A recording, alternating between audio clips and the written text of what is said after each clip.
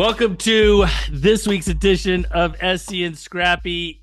That's right. We are talking Elite Jason, Eight. I love you. I don't care. In Atlanta, the 21st and 22nd, Saturday and Sunday, Elite Eight is back. And if you can't tell, I am hype per usual. Yeah, you're hyped. You're hyped when, all the time. How is this a different level of hype? I'm hyped when the mail gets in the mailbox, brother. But it is Elite Eight. You can't help but be pumped. Over 100 ranked high school and middle school wrestlers in the country. 12 of the elite teams. A whole bunch of new teams making the way down to Atlanta. I, it's a very exciting Elite Eight for me. I believe this is the sixth edition of Elite Eight in totality, with the two freestyle ones. Yeah, I think you're right. And we've had three different champs, Mm-hmm. right? We've had Minions who beat Kong that first year, Yep. Minions right? beat Kong, and then they beat Seabolt. Oh, that's Then right. beat then Beast of the East beat Minions in the finals. Then the previous two, Dynasty defeated Carnage, and then they defeated Power in the finals. Well, and Last and look back at that power match, right? It was 37-34. Bassett and Jax Force both get forfeits because Gorman and De Janeiro are hurt. I'm and not you saying that never Power know. can't win, but they were right in the hunt, man. That was a Oh, I great completely agree. duel. It was a That great duel duel. was better than I thought it was going to be, and we were talking about it on commentary, especially once we found out that De Janeiro and Gorman were not going to compete. I thought it was going to be rough, and then Well, Power did and it what wasn't Power even, does. and I forgot, it wasn't just even those two. Dom Monaretto also got a forfeit. Oh yeah, he did, didn't he? Yeah, I forgot So, about that. so you're talking 18 points were given to I mean, not given. Like, let's be honest. Bassett, Monaretto, and Forrest. I mean, they might be getting those 18 points for you anyway. But if Power can find a way to give up a major Me, instead of a pin or whatever, but hey, with a guy like a Drew Gorman and a De Janeiro, it's not out of the realm of possibility. Dare I say, it's a minor. oh, It's I not. agree. It's not out of the realm. I So agree. that was an instant classic, and I think Elite Eight this weekend sets up for a few classics that we will get to. Man, it is going to be a banger just to start. But before we get to that, I want to go ahead and throw out a couple of names. Here we go. Tyler Kasich, Nick Buzakis, Bo Mantanona, Dean Hamidi, Evan Frost, TJ Stewart, Caleb Henson. We've already mentioned Bassett, Forrest, Joe Monoretto, Seeley, Monoretto. I could go Gabe Arnold. on I and mean, on with the sheer talent that will be in the building. Jesseroga. Yeah, I mean it is absolutely great. Ben Cuter, right? Ben, Just start thinking of every team that's coming. You remember a monster who you forgot, Lilidol. right? Exactly. So just to cue everybody in, like this ain't your regular tournament here, right? This isn't. I mean, it's a duel, and it is a duel of the biggest of the best hammers in the country on one side, the best hammers in the country on the other side, and let's go battle it out and let's see what happens. And man, I'll tell you what, I am super stoked to watch this weekend and what happens and whether Dynasty can add another robe to the collection, right? Honestly. Yeah, I think this one for Dynasty is important because I always consider a Dynasty in sports a three-peat plus, and Dynasty has an opportunity. They can do it, and we'll talk about it more when we get into Dynasty. But it is a very important Elite Eight for Dynasty. Well, let's actually start with our team by team previews in Pool A with the defending champs, Dynasty. You give us a rundown of Dynasty, and we'll go back and forth with different teams.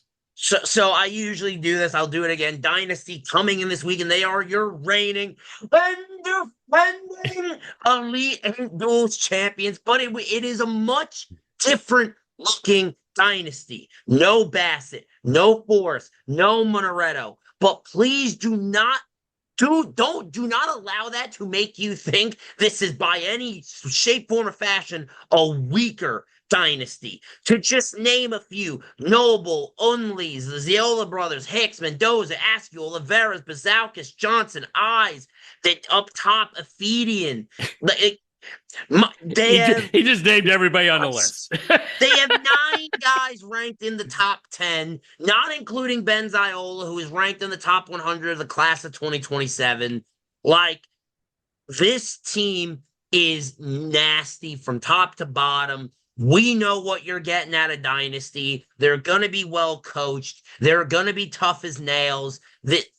And you want to talk about another guy who's not even ranked. How Lorenzo Alston is not ranked in the country, should be a crime punishable with 5 to 10 in the maximum security penitentiary. I don't understand how he's not in the top 25, 20 on any site. It makes no sense to me. The dude is a dog. I, Dynasty this year looks incredible, even though it is a much different dynasty, but they look well placed, in my opinion, to possibly make a deep run. And for me, that's why I will go out and say it. I have them winning Pool A. Oh, wow. We're already starting with the predictions. And Oh, of course, brother. the reason that's interesting is Powa, who took second to them last year, who was close to knocking them off for it. They sit in the same pool as Dynasty. And they have 13 ranked wrestlers on their list, including number 2, Daniel Zepeda at 144 pounds. Man, I'll tell you what, Oliveras versus Zepeda, and when those two teams kind of end up hitting one another, that is unbelievably good. You got Moses Mendoza, you got Gunnar Andrick, you've got Lane Ford. This is a team a lot like actually last year's Power team, like you just said about Dynasty, in that it's a different team. So it's not the same group of individuals that are going to battle with one another. But from top to bottom, you've got some studs, and they have 13 ranked wrestlers. Rocco Cassiope. Cassiope? Is that how I say his last name? Yeah, Okay. Cassiope. Yeah. All right. He's not ranked. So how? I don't know. That's just wild to me that he's not one of the ones that are ranked for Power. So, man, I'll tell you what, those two teams, they headline Pool A, but I'll tell you what, there are some other teams. Oh, you got another team to share? Power, in my opinion, finishes day 1 in 3rd out of Pool A. Okay. Now, are you going to give me number 2? This might be some Yankee bias.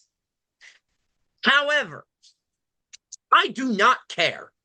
My team I have getting second out of Pool A is New Jersey Commission. And here's why.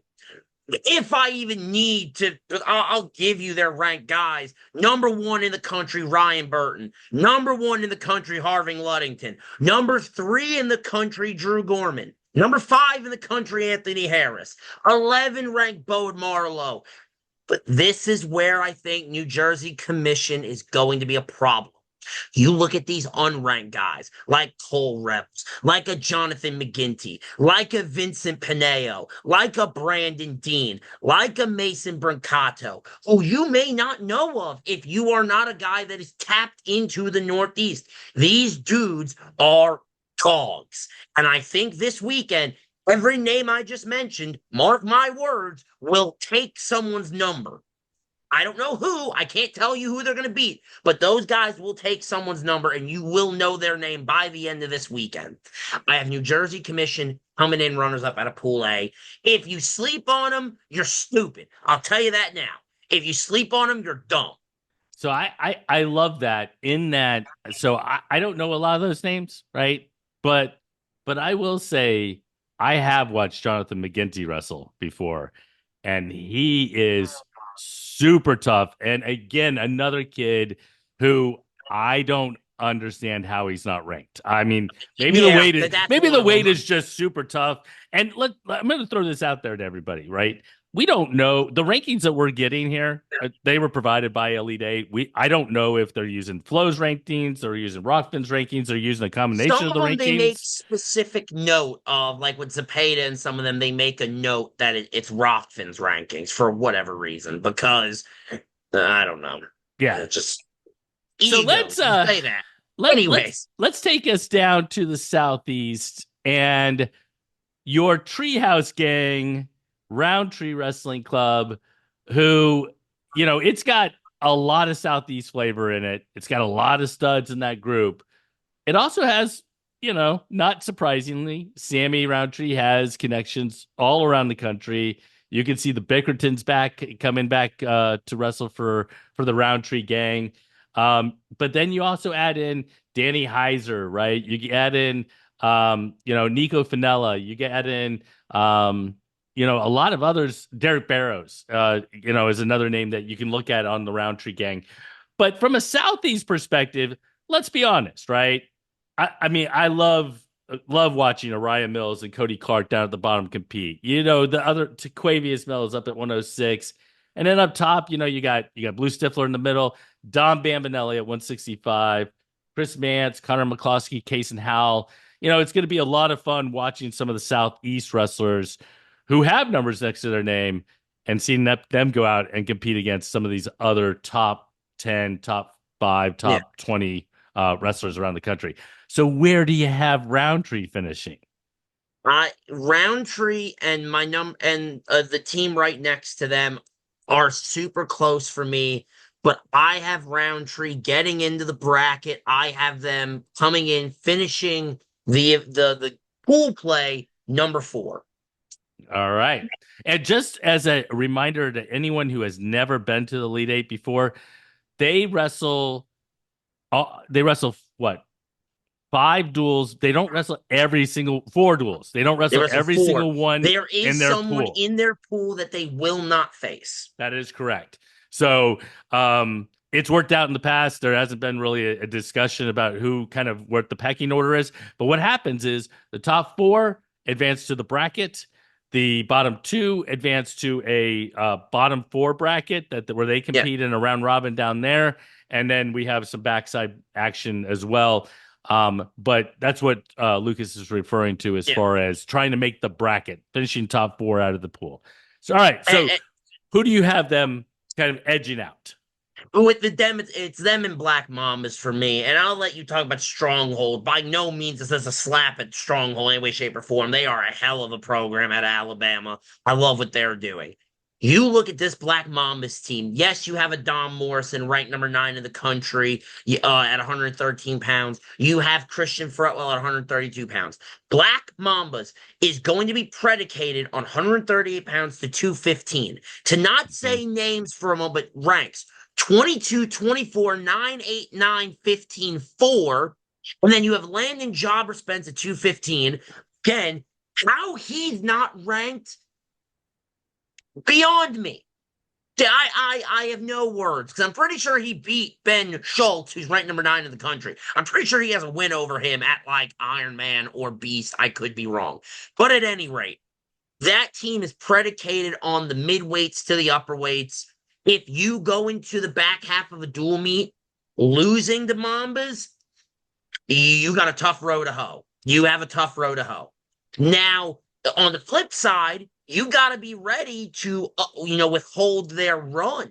If you go into 144 pounds and you're up, let's say 15, you get through Stanton, but then it's Cassidy, then it's Van Hoven, then it's Chapman, then it's Sarney, then it's my favorite name in all of high school wrestling, Al Capone Veazey, ranked number 4 in the country at 190 pounds. If you're going to beat Mambas, you have to get the majority of your points up at the top half of that lineup, which is a catch-22. Because you look at Corey Brown at 100 pounds. If you're not familiar with him, the dude can bang. Jason Kraft, number 22 in the country at 106 pounds. Dom Morrison, as I mentioned. Christian Fretwell. They got dogs in their lightweights. So it really creates a matchup problem for a lot of teams. However, I think Roundtree is built enough to beat them. It will be a good duel, but I would say Roundtree will take the over and go into the 4 spot. Do we actually know if the two teams will actually face one another? I don't know. I didn't even look to see if they I would that even. would see you and me who've been doing this long enough. That would have been a great thing to look at, wouldn't it? That would have been really great. Good job, Lucas and Jason. Jesus. Yeah, I Yeah, don't they know. they Oh, face right off the scales. they Right wrestle off the scale. first. Oh, Jesus. Okay. Yeah, by the way, guys, can we talk about that? Someone hates New Jersey. About one on Mat 2 might be the craziest duel I've ever seen. Dynasty in New Jersey, off the scale, all up. Like, all right, whatever. Sure, 10, I guess. 10 a.m., baby. And we're going to get to some of those first round matchups, but we're going to finish this preview of the school Yeah, or yeah. the teams We'll first. get there. But man, I'll tell you what, yeah. Let's go to Stronghold. So Stronghold, Shad Rissler out of Alabama, they they don't enter with anyone that's ranked, all right? So you have to keep that in mind. It is going to be a challenge as far as a duel goes, an uphill battle for them.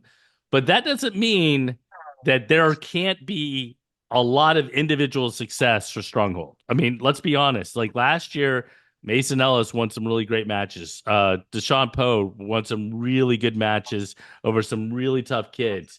And I see the same thing for Stronghold in that, you've got Cody Kirk, you've got DeMarcus Poe, you've got Bradley Williams, You got the Simon brothers. you got the Simons, yeah, you got Sam Combs for Tennessee. So, putting it together to knock off one of these other teams is going to be a challenge. But I love the fact that, you know what, they said, we want in, we want the level of competition, we want to see where we stand, where we need to work, and how we're going to get better. And I'll tell you what, this will be a better squad than it was a year ago. And if they continue to work at it, they'll get better and better and better. Oh, absolutely. And let's make this clear that for these kids, this is an invaluable opportunity. You come in with no number by your name and you have the pick of the litter. You have the opportunity to beat guys that are ranked Mm-hmm. anywhere from 25 all the way up to the number one ranked guy in the country in a few weight classes. To me, this is the opportunity for a guy like who I am super high on, Kyan Simons and Yannick. I am super high on both of them. This is a great opportunity for them. The types of guys that they'll be wrestling every round, it's Well, invaluable for them. and let's be honest. I mean, Kyan Simon, right, was in the Fargo finals not this past summer, but this Yeah, summer last season. before, right? So, it's not as if we're huge difference between, No, not at all. the level is not significant. And you go out and wrestle, and I'll tell you what, I'm excited about another opportunity to watch this level of competition with a 3-point takedown. It's going to be a lot of fun. I forgot about that, actually. I completely forgot about that. Yeah. It's one of those things where I appreciate the fact that Stronghold said, "I look, we could go and recruit. Nah, we're going to rock with our guys." And I respect the hell out of that. I really do. I agree. All right, so let's flip over to Pool B. Who do you want to talk about in Pool B first? I like pissing people off. All right, I want to start with Minions. I want to Okay. do the thing. I want to get it over with. I want to say this. Go. Your hosts for the event, Minion Legends, they won the first two Elite Eights. They went from finalists in the third one to I believe, a fifth place finish, to last year, I believe, a seventh finish. And I actually spoke to Sean. I should have grabbed my phone earlier because I did some reporting, Jason. I did some journalism, actually. Oh goodness. And I forgot to even mention when I spoke to Coach Ziola. I'll wrap that back in at some point. I Okay. spoke to Sean. And I asked him, the past two Elite Eights have not been great for Minion in terms of final result. This is a much different looking Minions. Do you think there's any pressure for Minions to get back into the top four? This was his response. Yes, absolutely. There's pressure not only make the top four, but get back to the winner's circle. That's what I love about the Minion program. Expectations are always high, and that's the way we like it. He said, we plan on walking out of Atlanta with the robes in hand. That is a direct quote from Sean Russell. Of course, right? I was going to say, you have to say that. I think to a certain extent, you have to say that. I agree. And let's not Ace Chittum, stud. Gabe Swan, stud. Bradley Patterson, who how he still does not have a number by his name pisses me off. That will change after this weekend. The Urachucks, John Stewart, Logan Paradise, and Anthony Evansky. You're Maximus Norman, Ryder Wilder, studs. The team has question marks elsewhere on the lineup in terms of at this type of a competition. Right. And as a guy who is a Minion, true and true, I have about 13 Minion singlets in my closet directly to my left. I wrestled for Minions. I have pride in the fact I wore the green alien head. It has been tough to watch the past couple of results. And as an analyst, I must say, I am concerned about this team to a certain level. And that's why I have Minions placing 5th out of Pool B. Ooh, wow, really? I think the teams ahead of them, not only is it on paper, they match up for them horribly. Like, okay, so if I'm Minions, I'm drop kicking whoever made these pools. You couldn't have made them worse. Like, you couldn't have made them worse for Minion. I think they'll make the bracket, but I will say, I want to as be wrong. we go Let me make this through clear. the rest of these, it is going to be a tough road. There is no doubt about it. And here's the other thing. Let's look at their schedule. They start with Thunder, who we'll get to it in a minute, I would imagine. Yeah, we're going to do them next. Then they hit Carnage. Then they have the bye in round 3. Round 4 they hit Stellar. Then they get Metro West.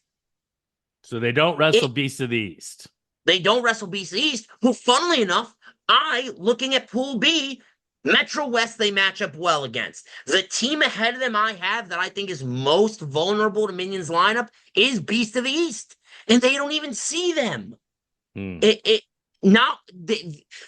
got a rough draw, not only in schedule or not only in pool, but even in the schedule within the pool.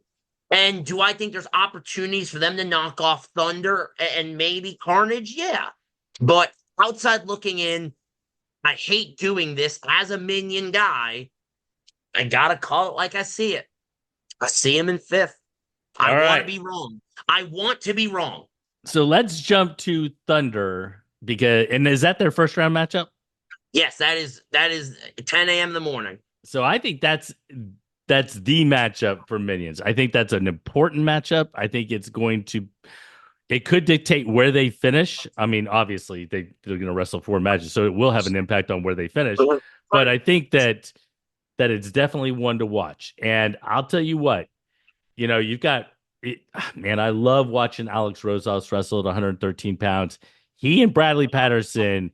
That's going to be a great matchup. Great matchup. Hey, that might be my early pick for one of the matches of the tournament. Yeah, it's going to be great. And here's the thing. If people have never watched them two wrestle, I don't know if they've matched up before. For some reason, I have a vague memory of them wrestling at the last Elite Eight. I don't remember. I don't know if they did or not, but it's going to be cagey for like the first minute and a half. And then all of a sudden, they're both going to go to score 75 points. And with a 3-point takedown, they might be able to do it. We might see a basketball score. I'm just being honest. I'm very excited for that match. Well, I will say, the rest of the matchups in that duel, and we're talking about Thunder, and I want to talk about Thunder. Weinrich at 106 with Swan. That'll be an important one. Urchuk, Matt O'Neill. Matt O'Neill doesn't have a number next to his name for Team Thunder, but he's a How, stud. bro? How? But Like, I just peeped that. I will tell you, the key for Thunder is Mutarelli, Grajeda, Nininger, Lawler, Stein, Reyes. I mean, if you don't win somewhere in that group, you're probably losing to Thunder. So, If you're a Minion, in my opinion, you have got to take two of those matches. I think you need to. well, Thunder, I think that they're a super good squad. I do think that there are opportunities for other squads to make some to get some points. But again, it's going to be really interesting to see who you can knock off because you're going to have to knock off a stud to be able to get the dual win. And hang on, like I want to make this clear. We're talking about Thunder here. There's a world where Thunder ends up top two in Pool B. There is a world where that happens. Because you look at like Tonnenbauer, Weinrich, Rosas, O'Neal, then you hit Israel Borg, who, yes, unranked, but I dare you to sleep on him. I wish you would. Then you hit Monterelli, Grajada, Nininger, Lawler, Stein, Reyes. Then up top, maybe not as star style, but Pyle and Penovich can bang, They bro. can't. Like it. I could see Pyle coming out of this weekend top six in the country. I could see it happening. If he gets two or three big wins, he's looking at a single digit number by his name. Like Thunder is not a team to be slept on. And I feel like Thunder is one of the biggest dark horses for the entire tournament. I'll go as far as to say that. All right. So why don't you give me another team that you think is going to make the bracket out of Pool B? Then I will go with Carnage. That would be Okay. the one. When it comes to making the bracket, man, Carnage looks stacked from top to bottom. Turner Ross at 100 pounds, Carter Sheen at 106, Roman Luttrell, who, if you're not familiar with, the dude's a hammer, Isaiah Jones, Jake Hockaday, Caden Baum, Joyce M. Perez at 144 pounds, which makes me believe they're getting ready to possibly do some trickery, throw some bumps in there. You have Blake Cosby. Then at 57, you have Joe Jeter, ranked number 7, along with Luke Stipes, Gage Wenzel, Brockton Borelli. This team is ridiculous. It might be the most well-rounded team in the entire tournament. Like, if you go lightweights, middles, heavies, there's not really a weakness. They can bump and move around. I've heard rumblings of Hockaday making 26. Oh, Now this is, ladies and gentlemen, this is like third hand. I'm getting it through the grapevine. So please know that. I'm not revealing my source, but I'm hearing rumblings of him making 26. And if you mean to tell me you have the possibility of Hockaday at 26 or 32, plus Joyce and Perez, both ranked 16 in the country at their respective weight classes at 44, plus Jeter and Sipes, plus up top, Weidman and Brady Griffin. They could do a lot of trickery with their lineup, and it can make them really tough to read outside looking in a dual meet. well, I think actually the thing that, and I was going to say this before you actually said it, and that is their ability to move some pieces and find the matchups that they want based upon the number that they're bringing and the quality that they're bringing does give them a lot of flexibility in making a run. They're a tough squad. So where do you have them finishing? So I will say that real quick. I want to make something really clear. If Carnage were to win the toss in any dual meet, that means you're wrestling Carnage on their terms. They're picking the battlefield. You're not going to have a choice. I have Carnage finishing as runners-up in the pool. All right. So I'm going to move to, I think, the team that you're going to pick as first in the pool, but I could be wrong. And that is Stellar Trained. Am I right? You are correct. That is the team that, and by the way, I want to make this clear. Stellar, Carnage, and one other team that we'll get to, Any of the three of them could win it, and I believe you. Like it's really that close for me. But continue, brother man. All right. So I love Stellar Trained in that you just, again, you look through their list. And the thing that's really, really interesting to me is this is actually a squad that maybe has fewer number of ranked kids, but I'll tell you right now, I don't care. the ones that are ranked are studs, and the ones that aren't ranked, they're studs. Like, I Like, mean, they are tough.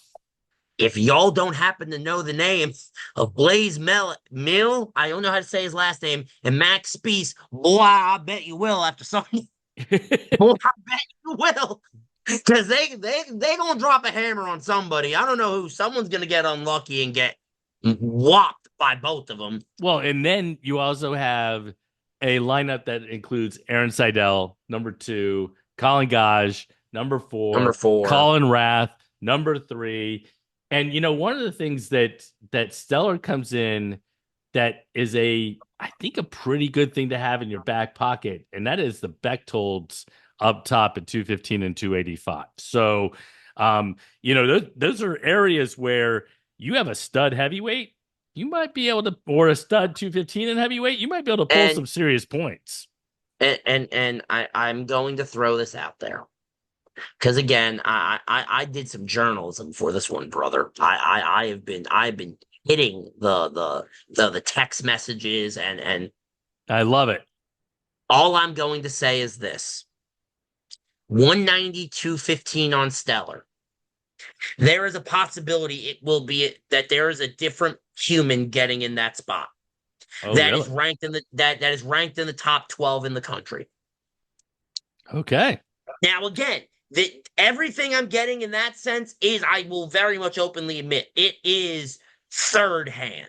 Like, I'm getting it from what people are telling me. So it's very possibly wrong. Well, and But the other part that I think is important to note is that these are the rosters we have as of Monday, September 16th. And we've seen in the past people move in and people move out in the last few days heading up. Now, I mean, we haven't it seen happens as every year. much. We haven't seen it as much this year as we've seen in the past years. But there's no guarantee that this will be the final roster when we weigh in on Friday. Yeah, by no means. All right. So why don't you tell me that other actually who do you have? Who do you have? What is your yeah, why don't you tell me? You give me the number the other team that you think is going to be in the group of 3. My other team in the group of three is Beast of the East. One of the only other teams to be an Elite Eight champion. They know what it's like to get over the hill. They know what it's like to wear the robes, and they bring a team ready to retake the robes. You got Travion ducking at 100 pounds. Brandon Bickerton, who again, no number by his name, 7 to 10 years in a maximum prison. Killian Coluccio and Cole David Heiser. David Heiser not having a number. You're looking at a panel at possibly the death sentence. Landon Sundin at 120 pounds. Brown and Aaron at 26 together. Riccardi, Hickman, Belante, Coutinho, Perrodin, Burkett, Murphy, Schultz, Rocco Delegata. Good God, this team is nasty from top to bottom. Yeah, and let's be honest, right? That could be your number 1 ranked team. That could be your champs.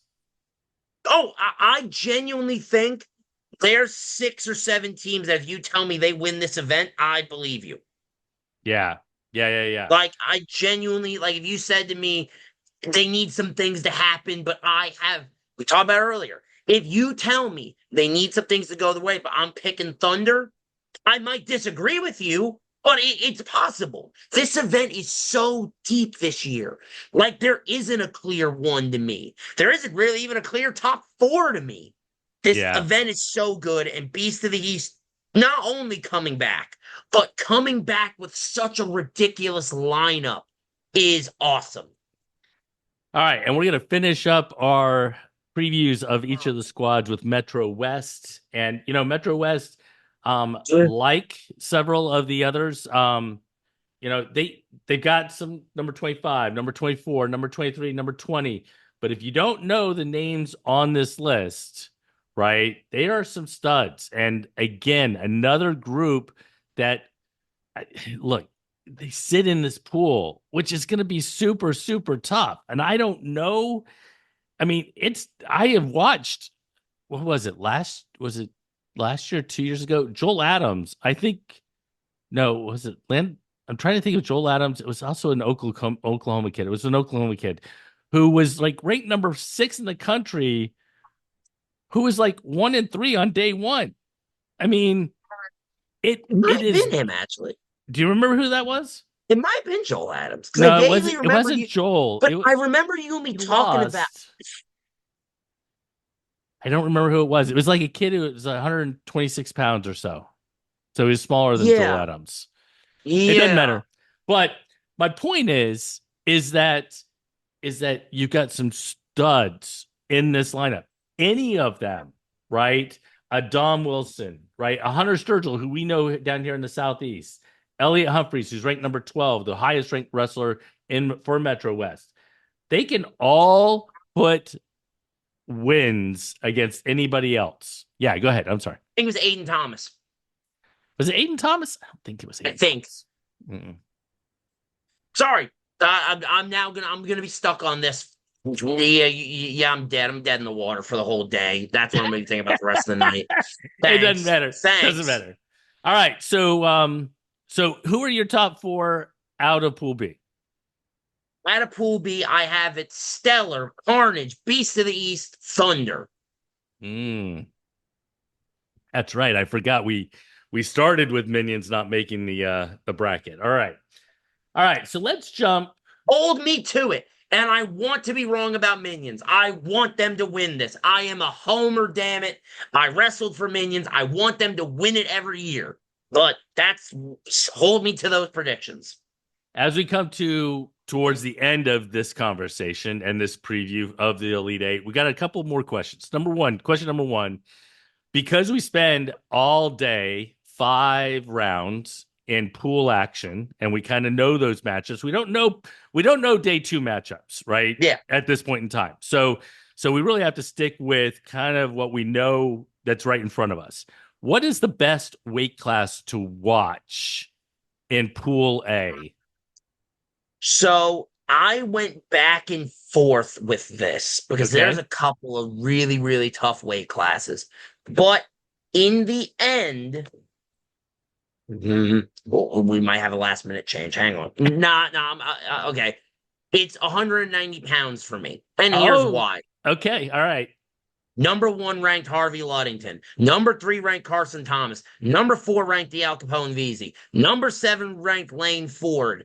And then you have Ashton Boswell at Alabama. But the dark horse in that weight class for the entire event. And it's a dude that I've talked about every Elite Eight 2-3 years ago. Coming ready to scrap. Connor McCloskey on Roundtree. He has beaten some real tough guys. He's had great matches with some really good guys. But he had a banger with the number 8th ranked kid in the country out of the last year or the year before. I can't remember who. But for me, 190 pounds is the weight to watch at a Pool A. So I'm going to go 1 weight class below, 175 pounds. That's also a really good weight class. Yeah. Number 3, Ty Eyes. Number 6, Emmett Sherlock. Number 1, Ryan Burton. You've got Chris Mance from Lovett, who's ranked number 25. Sarney, who's ranked number 15. And Brody Casto, who out of Tennessee is a good wrestler from Lakeway Christian, also at that weight. So that's going to be another great weight. Look, there's going to be great weights all the way through. We're just trying to highlight one, right? We're just trying to get one. All right, so let's flip over to Pool B. And what is your weight to watch? I'm cheating. I'm picking 2 because I can't pick. Sorry, deal with it. The first one. All right, all right. Give 1, then I'll give the second, and I took your one. I'm gonna give my love to the Young Bucks. 100 pounds. You have the number 3 ranked middle schooler in the country at Travion Ducking for Beast of the East. Caden Belensky, honorable mention. You got Ace Chittum, Justin Farnsworth. You got Chase Carbauer, and you have Turner Ross. 100 pounds to me, it looks really, really tough the whole way through. Yeah. All right. I love it. So I'm going to go up to 190 pounds. Um, and I think I said 190 pounds. Is that what I had? 190 pounds. You got Jackson Panovich, who you mentioned previously, Ryder Wilder, Mike Spielman, Brockton Borelli, John Murphy, who's ranked number 10, Lucas Alvin. I think there's going to be a lot of really, really good matchups, a lot of really, really good matches. Like, there's not, I don't know that there's a stud in that weight who's going to like blow everybody away. There's going to be some really, really good matches right there at 190 pounds. Yep. What do you got? So the one that you didn't mention, 144 pounds is ridiculous. Bo Hickman, Dom Wilson, Logan Paradise, Meal and Speece for Stellar, Noah Ninninger, Joyce M. Perez. Every one of those guys could beat each other, and I would believe you. That weight and the tantalizing matchup possibilities of a David Perez and a Noah Ninninger, a Speece and Dom Wilson, Bo Hickman and Logan Paradise and Ninninger. Like the part of what made me think of the best weight class was okay. As a fan, what weight in each of these pools creates the best matchups? And that's the one that comes to mind to me is 100 and 144 for me. But can we go out on a limb and say 190 pounds is the best weight class in the tournament? Because I do I wonder. picked it. I picked it for A and you picked it for B. I do wonder. I do wonder if 190 up top in pool A is maybe a little more top heavy. I think pool B is way like super competitive on the bottom side. But I will say, if you were to kind of rank order the weights in terms of what is going to be the funnest weight to watch, 190 I, definitely is in the hunt right there. I completely agree. All right, so I want to finish this up with round one, everyone, 10 a.m. I believe it is being streamed on YouTube TV or YouTube. I think that's what I saw Oh, on Instagram. I did not know that. I think it's free. But make sure you come down, check out the action in person. It is absolutely awesome. Make sure if you come down, bring a hoodie because Cliff always puts it It does down get a to little chilly occasionally. 42 degrees. So, hey, real quick. First off, if you're within 2.5 hours of Atlanta and you don't have anything really important to do this weekend and you don't come to Elite Eight, you don't love wrestling. We'll start there.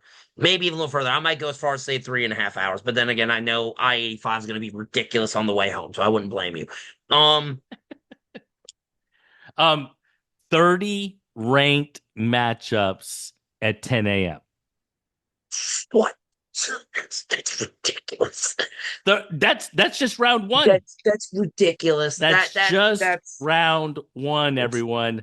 Round one, asinine. 30 Asinine. ranked matchups. So before we get to Lucas's pick for who's going to win it all and who's going to face one another in the finals, I want to go ahead and shout out or want to go ahead and tell everybody about Wrestlers in Business, Building a Dynasty. Coach Pritz, Coach Thurmond, Coach Wilder will be there on Thursday night. They're having a conversation about what it takes to build a dynasty. Wrestlers in Business is doing that. I think it's going to be a great conversation. It'll be really interesting to hear what they have to say.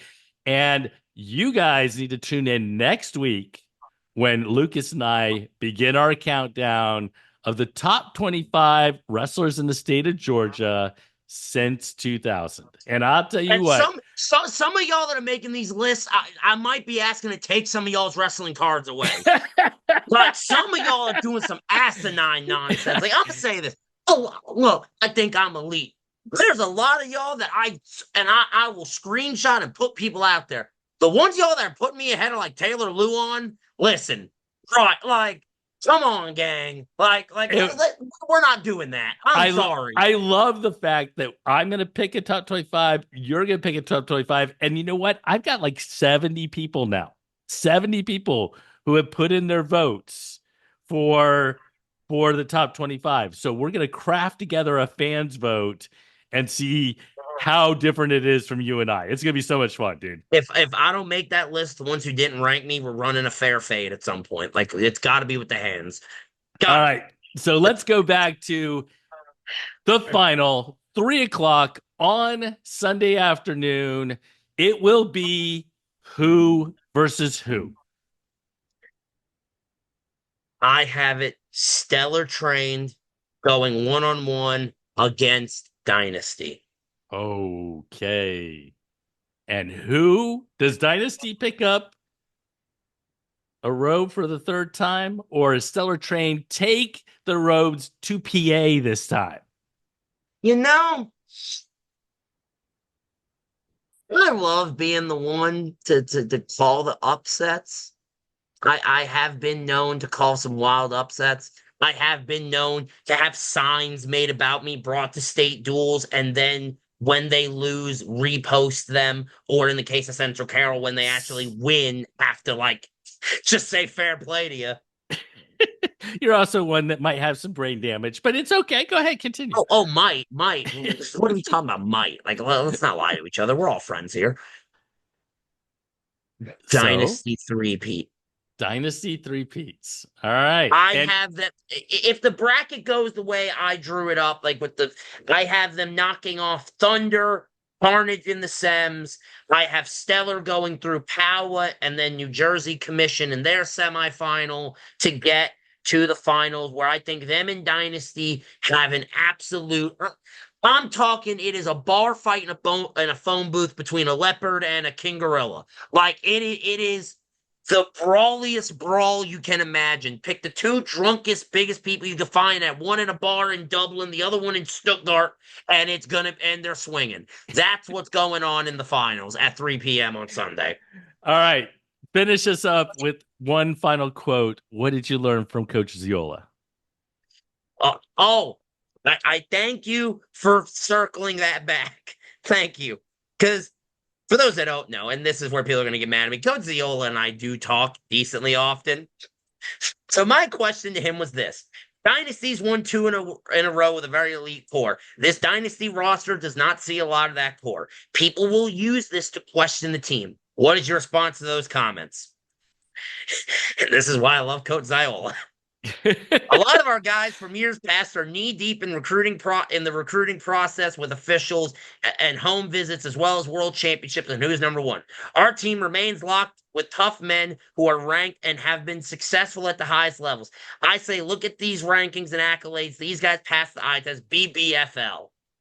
And that just sentiment of, hey, we don't care. You want to know why the core is different? Because our guys are world champions. Like, we don't care. We'll let them rest, and we're still going to win this. Have fun, BBFL.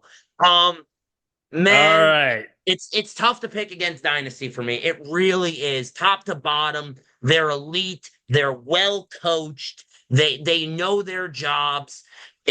They're going to be tough to beat. All right. And on that note, everyone, join us at the Atlanta Convention Center if you can. If not, join us on YouTube. They'll be going live with it. And it's going to be a great weekend of wrestling. And we hope to see you guys there. All right, man. Get to hear me on the mic per usual. See you, man. For better or worse. Peace out.